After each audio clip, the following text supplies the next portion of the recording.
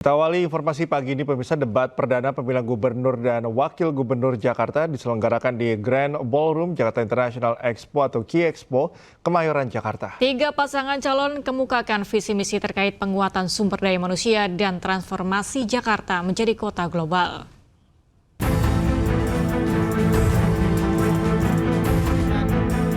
Debat pasangan calon gubernur dan wakil gubernur Jakarta 2024 dibuka Ketua KPU Jakarta Wahyu Dinata. Debat yang terbagi dalam 6 segmen ini melibatkan 7 panelis dari berbagai unsur keilmuan yang berbeda-beda. Debat perdana ini dipandu presenter Aryo Ardi dan Anissa Dasuki. Debat dibuka pemaparan calon gubernur nomor urut 1 Ridwan Kamil yang akan menjadikan Jakarta lebih nyaman untuk semua kalangan termasuk kaum disabilitas dan para wanita. Salah satu topik menarik adalah kemacetan Jakarta. Ketiga paslon setuju untuk meningkatkan keamanan dan kenyamanan transportasi umum dan mengurangi pergerakan dengan memusatkan aktivitas warga di satu lokasi. Namun di sisi lain, paslon nomor urut 3 Pramono Anum juga menambahkan perlunya integrasi dengan kawasan penyangga Jakarta. Ketiga pasangan juga sepakat untuk memperhatikan Gen Z dan memberdayakan RT/RW sebagai garda terdepan membangun sumber daya manusia kota Jakarta. Mengatasi macet ada 2 ideologi. Ideologi memfasilitasi pergerakan MRT, LRT, Transjakarta, busway, bikeway, dan lain sebagainya. Kita mungkin akan coba berinovasi membuat riverway atau perahu melintasi 13 sungai di Jakarta. Kemudian juga perluasan yang namanya flyover masih dibutuhkan secara reality. Transjakarta tidak cukup untuk menyelesaikan persoalan macet di Jakarta. Aglomerasi telah ada, maka yang harus dilakukan adalah Transjabodetabek. Untuk itu, maka harus diatur dari ujungnya. Saya termasuk yang akan membebaskan 15 golongan yang sekarang ini sudah naik busway gratis, maka mereka naik MRT dan LRT juga gratis. Ada yang unik saat sesi tanya jawab, pasangan nomor urut 2 Dharma Pongrekun berapi-api menjawab pertanyaan dari Ridwan Kamil terkait penanggulangan pandemi. Pongrekun mengkritik penanganan terhadap pandemi COVID-19 yang dianggap tidak berpihak kepada rakyat. Pandemi ini adalah agenda terselubung dari asing untuk mengambil alih kedaulatan negara. Sehingga terlihat sekali begitu rapuhnya bangsa ini sampai harus mengikuti istilahnya saja ikut. Kenapa bukan Taufik? Kenapa ngikutin COVID? Bahkan banyak dari antara kita yang tidak paham bahwa PCR yang dipakai selama ini boleh diuji, itu bukan untuk mengetes virus. Debat pertama ini berlangsung kondusif dan ditutup dengan ketiga paslon yang saling bersalaman dengan akrab. Debat kedua akan digelar pada Minggu 27 Oktober mendatang. Dari Jakarta, Tim Liputan Anyus melaporkan. Cagup nomor urut 1 Ridwan Kamil memberikan solusi jika Gen Z terkena PHK, RK akan memberikan dana ketahanan sosial dan kopi gratis selama 3 bulan. Sementara itu Pramono menyebut Gen Z tidak perlu kopi gratis, namun perlu disupport talentanya agar mandiri secara ekonomi. Mereka kena PHK, pasangan Ridho akan bikin program memberikan dana kekuatan sosial selama 3 bulan. Sebelum mereka bisa melamar kerja lagi. Nanti angkanya kita hitung sesuai kebutuhan APBD. Ya. Itulah negara hadir kepada adik-adik Gen Z di rumah jika Anda kena PHK. Kedua, setuju work from anywhere. Bedanya insya Allah pasangan Ridho akan memperbanyak coworking yang sewanya gratis buat Gen Z di Jakarta. Termasuk minum kopinya, karena Gen Z ini konsumsi kopinya besar sekali dan mahal. Nanti kita kasih gratis kopinya. Yang berikutnya adalah mari fokus ke kekuatan ekonomi baru, yaitu ekonomi digital, ekonomi kreatif yang akan berbeda dengan ekonomi orang tuanya yang sifatnya 9 to 5. Ya, bisa di mana saja, kapan saja. Itu dari pasangan Ridho. Secara prinsip bagi Gen Z, mereka harus dilatih untuk berkreasi. Maka kami lebih menawarkan cara-cara untuk mereka berkembang dengan apa yang dimiliki oleh mereka. Karena saya meyakini para Gen Z ini tidak perlu semata-mata diberi gratis kopi. Tetapi juga yang lebih penting adalah bagaimana talenta-talenta mereka disupport oleh negara. Dan negara hadir untuk itu. saya tidak membayangkan dari hal-hal kecil, ekonomi kreatif di tingkat Gen Z ini luar biasa. Bahkan saya membayangkan kalau para Gen Z ini dilebatkan untuk panggung-panggung di Karang Taruna, mereka jadi I.O. masing-masing di kelurahannya. Itu akan menjadi sesuatu income atau pendapatan baru bagi para Gen Z dimanapun para Gen Z itu berada. Terima kasih. Pada sesi pernyataan penutup, ketiga paslon menyampaikan janjinya untuk membangun Jakarta. Dan berikut pemirsa janji ketiga paslon Cagup dan Cawagup Jakarta. Semua program yang bagus dari Pak Ali Sadikin, Pak Sutioso, Pak Jokowi, Pak Foke, Pak Ahok, termasuk Pak Anies akan kami pertahankan. Contohnya, kartu-kartu yang sudah baik tentang pendidikan, tentang kesehatan, anak, disabilitas, dan lain-lain yang sudah ada, kami akan pertahankan. Kami hanya menambah 2 saja, hasil curhatan warga. Satu ada kartu pelayan rumah ibadah, ya, yang satu lagi adalah kartu untuk anak yatim Jakarta. Tapi kartunya kebanyakan kalau masing-masing pegang sendiri, sehingga kami akan mempunyai sesuai dengan kemajuan digital, kartunya cukup 1. Namanya kartu kamu, K-nya dari Jakarta, mu-nya maju. Kami memastikan bahwa penduduk Jakarta tidak boleh ada yang menganggur. Perutnya harus kenyang, semua sekolah. Pengusaha besar harus tetap jalan. Pengusaha kecil juga harus tetap jalan, termasuk UMKM. Jadi adil rakyat, didukung, investor besar juga semangat. Oleh sebab itu kami akan mengeluarkan kebijakan bagi UMKM atau rumah makan. Kami akan hapus PB1-nya yang tadinya 10, kami buang 0-nya. Jadi tinggal 1%. Kita pastiin semua hajat hidup warga Jakarta lebih mudah dan cepat. Tata kelola pemerintahan yang responsif dan manusiawi. Gen Z dan milenial nggak perlu khawatir, kami akan membuka lebih banyak peluang kerja dan pelatihan bersertifikat. Mulai dari public speaking hingga literasi finansial. Kami berkomitmen menjadikan Jakarta kota yang inklusif. Di mana fasilitas publik, transportasi, dan pendidikan ramah bagi penyandang disabilitas dan lanjut usia. Bagi kami, Anda sangat dihargai dan dicintai. Bagi guru honorer dan tenaga medis, kami tingkatkan kesejahteraan, gaji yang layak dan akses layanan dasar. Anda adalah pahlawan yang layak mendapatkan penghargaan setinggi-tingginya. Saat konvers usai debat Cagup Cawagup Jakarta, pasangan Ridho berjanji akan menanam 3 juta pohon untuk mengatasi polusi di Jakarta. Sementara itu pasangan Pramono Rano Karno berjanji tidak akan menjadikan jabatan Gubernur Jakarta sebagai batu loncatan untuk masuk dalam kontestasi Pilpres 2029. Nah, kami membumikan gagasan-gagasan itu menjadi hal-hal yang mudah dipahami oleh warga Jakarta.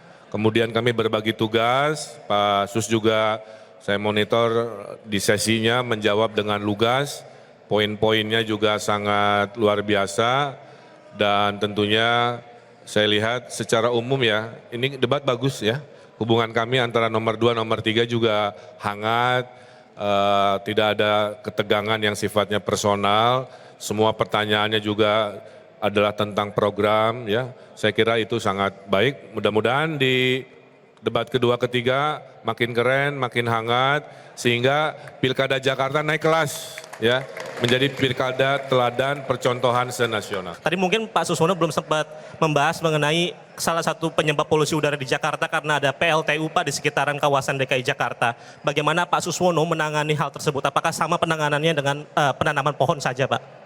Terima kasih. Ya tentu kita akan lobby ke pusat ya, karena bagaimana juga itu kewenangan dari pusat.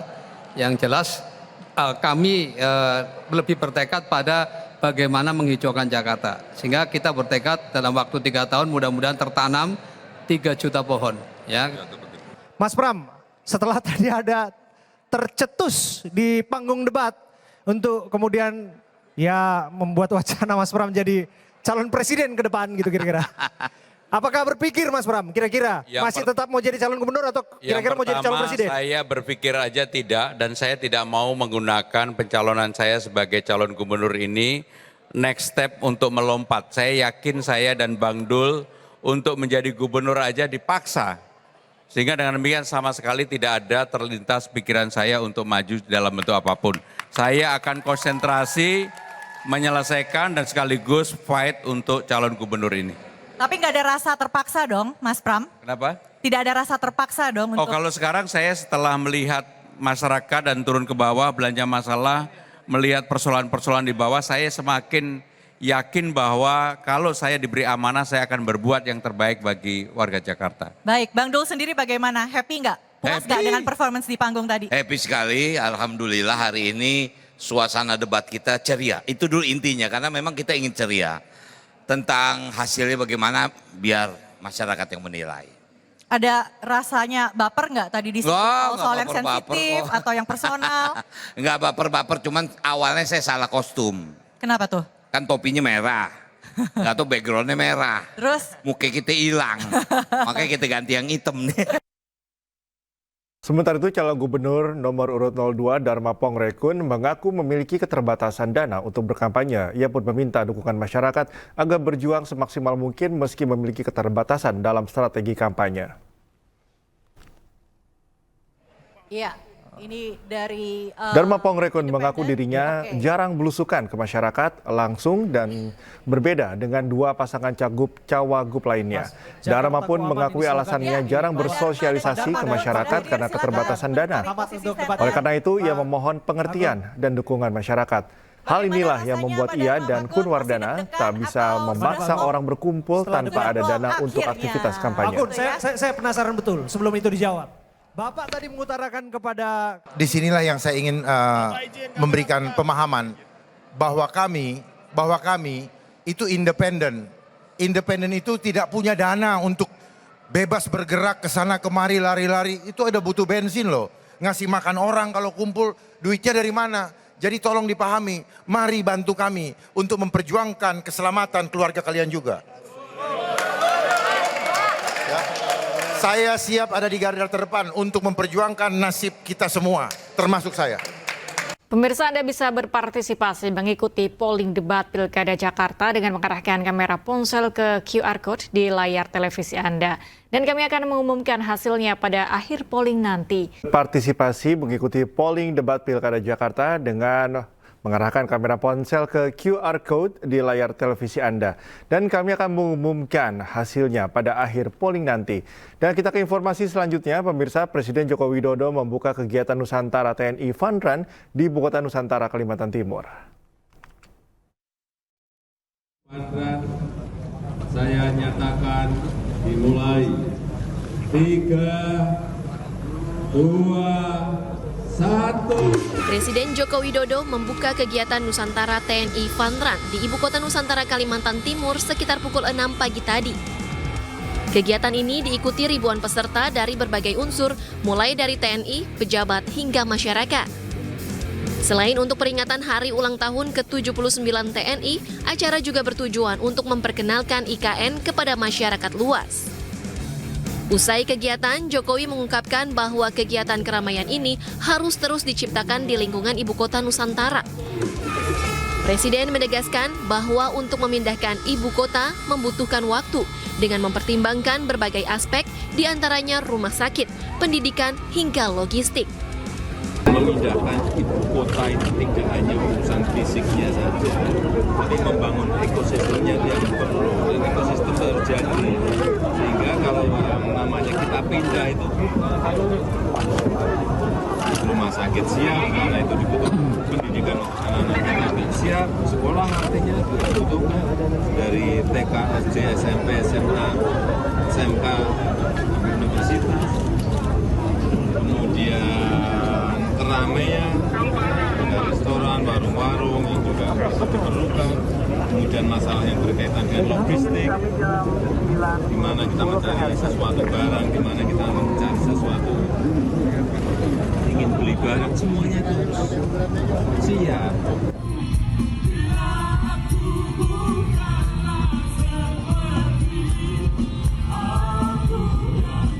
Dalam kesempatan yang sama, Panglima TNI Jenderal Agus Subianto, Kapolri Jenderal Listio, Menteri PUPR Basuki Hadi Mulyono, dan Menhub Budi Karya Sumadi ngeband bareng disaksikan Presiden Joko Widodo.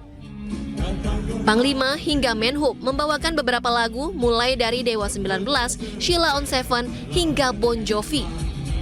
Penampilan mereka pun menghibur para tamu yang hadir termasuk Presiden dan Ibu Negara. Program makan siang bergizi gratis terus digalakan di berbagai wilayah di Indonesia.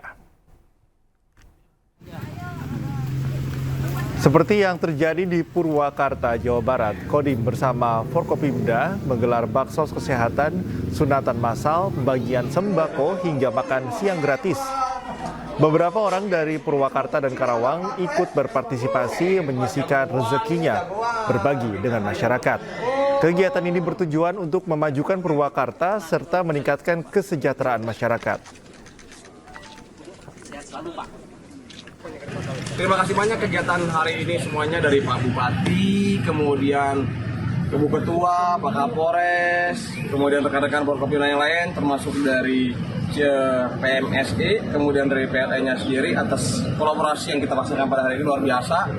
Semarak HUT TNI dan HUT PLN dilaksanakan bersama-sama di Purwakarta dengan support yang sangat luar biasa bukan hanya dari Forkopimda tapi dari semua elemen yang ada. Sementara itu, calon gubernur Jawa Timur Khofifah Indar Parawansa belusukan ke Pasar Sayur Magetan, Jawa Timur. Melihat kondisi pasar yang kurang baik, Khofifah berjanji akan merevitalisasi pasar.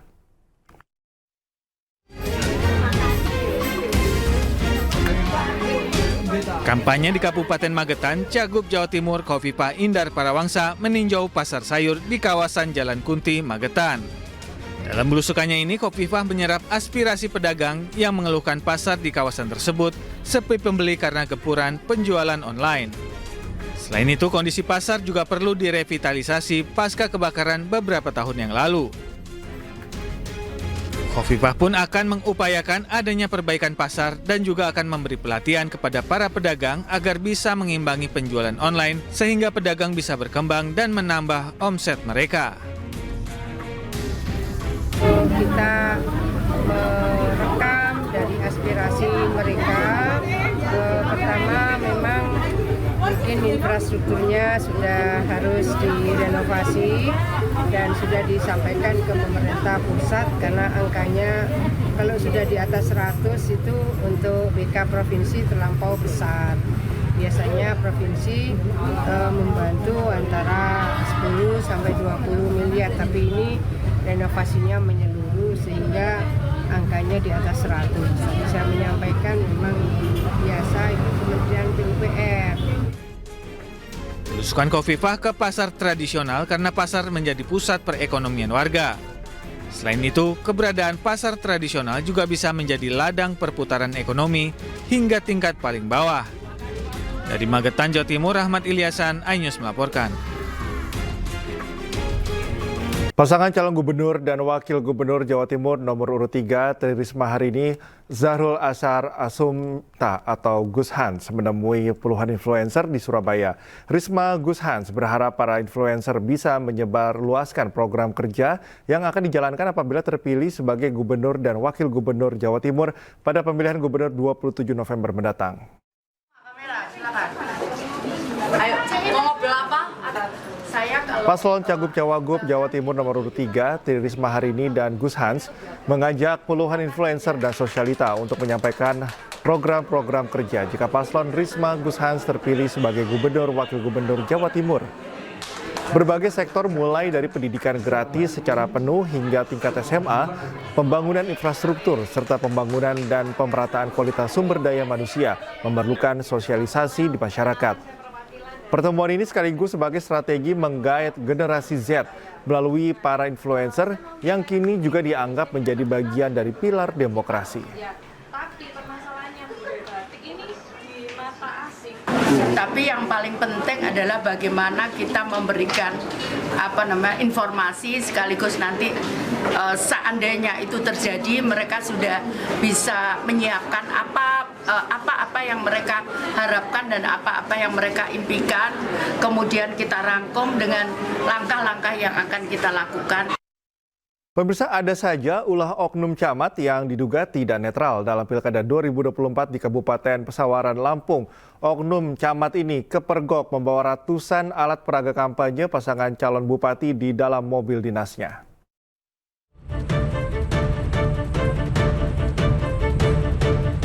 Inilah detik-detik saat oknum camat Negeri Katon, Kabupaten Pesawaran, Enggo Pratama ditemui warga saat bersembunyi di kolong meja kerja. Warga memergoki di dalam mobil dinasnya terdapat ratusan alat peraga kampanye salah satu paslon bupati dan wakil bupati Kabupaten Pesawaran. Didampingi pihak kepolisian dan Bawaslu, warga pun meminta oknum camat ini membuka mobil dinas yang terparkir di halaman kantor camat. Dan benar saja di dalam mobil dinas tersebut warga mendapati ratusan banner calon bupati nomor urut 2, Anda Indira dan Antonius. 3 jam Pak ya? Namanya ngantuk. Tidur di bawah meja bisa 3 jam Pak. Tidur Pak ya? HP-nya jatuh. Oh, itu memang mobil ini yang Bapak yang bawa Pak? Pak. Bukan. Nganternya kok pakai celana pendek Pak? Ya Pak. Tidur di bawah mejanya bisa sampai 3 jam ya Bang ya? Tidur di atas kursi. 3 jam perjalanan. Oh. Bapak minat sini. Ketua MP Saparudin Tanjung yang berada di lokasi meminta kepada Bawaslu beserta kepolisian untuk segera menindaklanjuti temuan ini. Artinya ini ada tangkap tangan ya, artinya ada dugaan, mungkin sudah bukan dugaan lagi, karena tadi sudah dibuktikan bahwa di dalam mobil dinas Pak Camat, ya kan, setelah dibuka benar ada banner-banner dari calon, ya kan. Sementara Ketua Bawaslu Pesawaran Fatihun Najah menegaskan pihaknya akan langsung memproses masalah tersebut. Dari Kabupaten Pesawaran, Lampung, Andres Afandi, iNews melaporkan. Ya pemirsa, Jakarta Baru menjadi Jakarta Maju menjadi slogan pasangan Ridwan Kamil Suswono di Pilgub Jakarta 2024 mendatang. Paslon nomor urut 1 ini akan membawa kesejahteraan bagi warga Jakarta melalui sejumlah program unggulannya.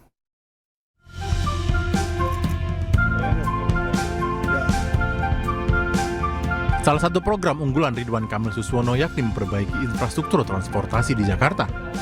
Pembangunan sistem transportasi berbasis sungai menjadi solusi kemacetan kronis di kota metropolitan ini. Selain transportasi sungai, RK juga berencana menata ulang area bantaran sungai Jakarta agar lebih baik. Ya, kita lagi survei realistis tidaknya. Ketika itu realistis dan memungkinkan, transportasi sungai itu bukan hal baru, di seluruh dunia juga udah ada kan. Tapi bisa menjadi alternatif. Tentang sungai kita nih, seperti kita lihat, Ciliwung yang tadinya terabaikan sekarang udah jadi pusat ekonomi, pusat kegiatan masyarakat, edukasi, dan lain-lain. Selain itu, Jakarta juga dituntut hadir sebagai kota ramah manusia dengan menyediakan ruang bagi pejalan kaki. Hal ini menjadi salah satu janji Cagup nomor urut 1 ini kepada kaum muda Jakarta. Kota ini kalau mau maju dengan cepat, warganya harus ikut berpartisipasi dalam membentuk sumbang gagasan, dalam membentuk komunitas, ya. Karena kota kita adalah tanggung jawab kita. Program Ridho lainnya yakni membangun dengan penghijauan guna mengurangi tingkat polusi serta sebagai upaya mengurangi tingkat stres di Jakarta yang masuk nomor 9 di dunia. Tim Liputan iNews melaporkan. Ya pemirsa, Anda bisa berpartisipasi mengikuti polling debat Pilkada Jakarta dengan mengarahkan kamera ponsel ke QR Code di layar televisi Anda dan kami akan mengumumkan hasilnya pada akhir polling nanti. Kita ke informasi selanjutnya pemirsa, Timnas Indonesia tiba di Bandar Udara Internasional Bahrain. Skuad Garuda siap melakoni laga krusial menghadapi Bahrain di laga ketiga grup C kualifikasi Piala Dunia 2026 zona Asia.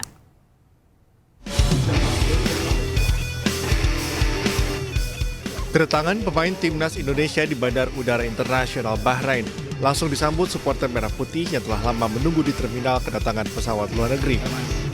Meski belum menyertakan semua pemain, Shin Tae-yong bersama 11 pemain bergegas menuju tempat penginapan. Pelatih asal Korea Selatan ini berencana akan menggelar latihan perdana serta penyesuaian suasana dengan pemain Timnas. Pemain Timnas lainnya seperti Asnawi Mangku Alam hingga bek Miss Hilhurst yang baru dinaturalisasikan akan bergabung keesokan hari. Hasil yang diraih saat melawan Bahrain sangat krusial karena dapat mempengaruhi langkah Indonesia di gelaran kualifikasi Piala Dunia 2026 zona Asia Grup C. Sebelumnya Indonesia mampu meraih 2 poin usai mampu menahan Arab Saudi hingga Australia.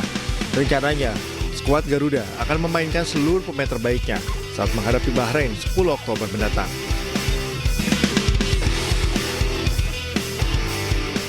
Pemirsa, Kemenkop UKM gelar groundbreaking pabrik minyak makan merah di Kabupaten Sanggau, Kalimantan Barat. Langkah ini guna tingkatkan kesejahteraan petani sawit.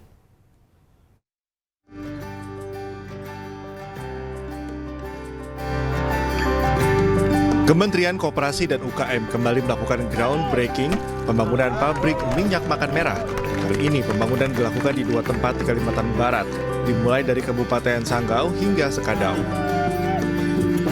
Pabrik ini merupakan pabrik kelima yang dikembangkan oleh Koperasi Produsen Anugerah Bumi Hijau dan Koperasi Aliansi Petani Kelapa Sawit Kelingkumang dengan difasilitasi oleh Kemenkop UKM. Langkah ini sebagai tindak lanjut dari arahan Presiden Joko Widodo saat meluncurkan pabrik minyak makan merah pertama di Kabupaten Deli Serdang pada Maret 2024.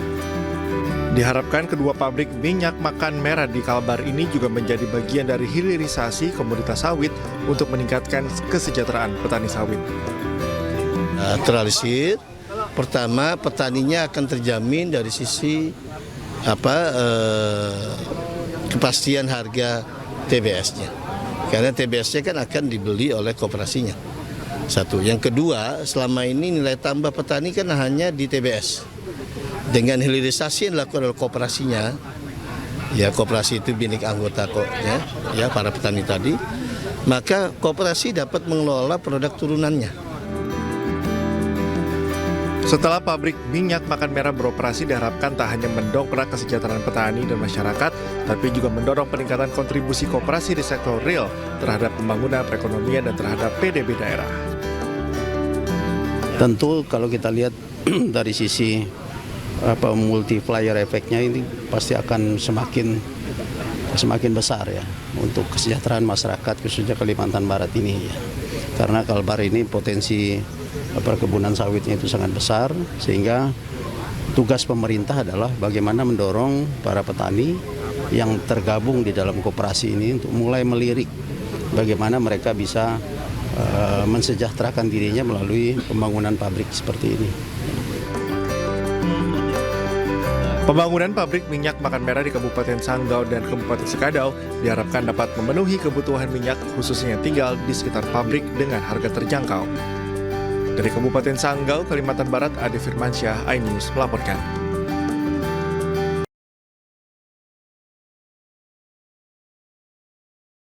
Viral di media sosial, puluhan uang 50 ribuan jatuh di Jalan Kota Palembang, Sumatera Selatan. Dengan keberanian Pak Sutri yang menemukan pengusaha berusaha mengumpulkan beberapa uang yang sudah diambil oleh warga.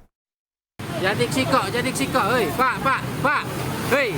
Kamu kerekam, hei. Warga di Jalan Majen HM Ria Cudu, Kecamatan Seberang Ulu 1, Palembang, kemarin pagi dikejutkan dengan temuan uang senilai Rp3.450.000. Perekam video bersama istrinya bahkan melihat beberapa orang mencoba mengambil uang tersebut.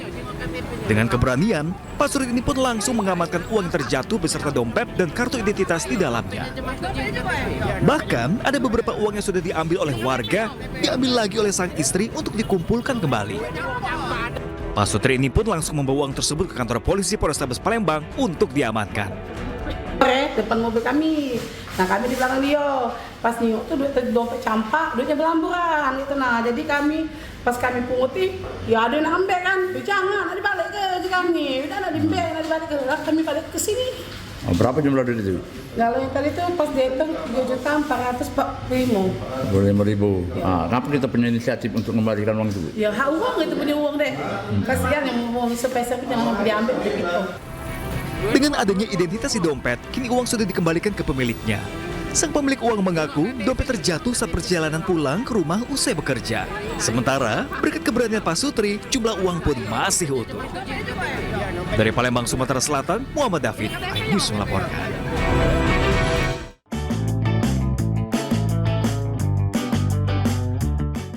Dalam perayaan puncak Hari Jadi Kota Yogyakarta yang ke-268 kembali akan diselenggarakan pesona budaya melalui Wayang Jogja Night Carnival atau WJNC 2024 Senin 7 Oktober malam nanti.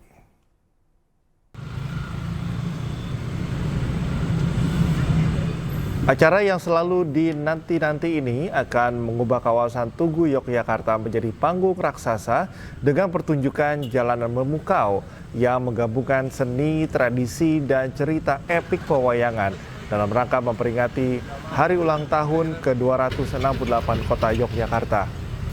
Wayang Jogja Night Carnival edisi ke-9 tahun ini mengusung tema Gatot Kaca Wirajaya, sang satria perkasa yang setia mengabdi pada negerinya.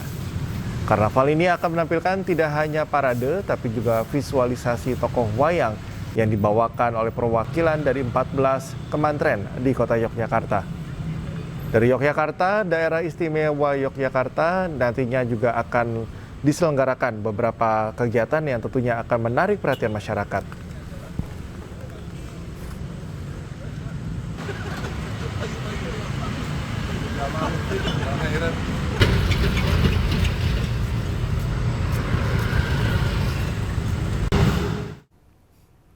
Dan pemirsa, untuk mengetahui informasi terkini jelang perayaan hari ulang tahun ke-268 Daerah Istimewa Yogyakarta, kita telah terhubung dengan rekan Galih Wisama di kawasan Tugu Yogyakarta. Halo, selamat pagi Galih. Kegiatan apa saja yang nantinya akan digelar dalam perayaan hari ulang tahun Yogyakarta ini?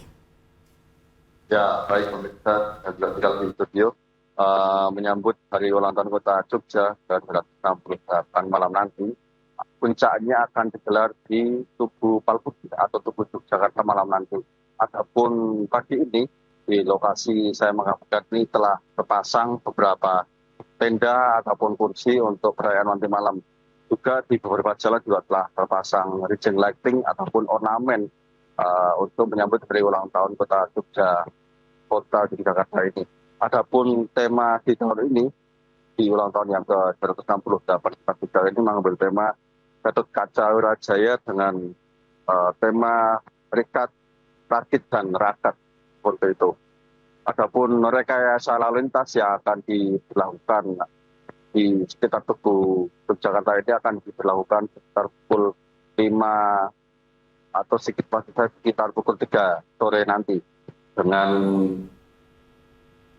jalan beberapa jalan yang ditutup seperti Jalan Jenderal Sudirman maupun Jalan AM Sangaji, Jalan Pangeran Diponegoro, Jalan Ahmad Basuli, Jalan D. Simanjuntak atau Simpang Terban. Adapun kantong parkir untuk para pengunjung atau penonton malam nanti akan disediakan di beberapa titik seperti Museum TNI, Gedung Golkar, SMA 6 Yogyakarta, SMP 8 Yogyakarta, seperti itu. Ya, Galih, kira-kira apa saja agenda perayaan hari ulang tahun ini dan akan dimulai pada pukul berapa?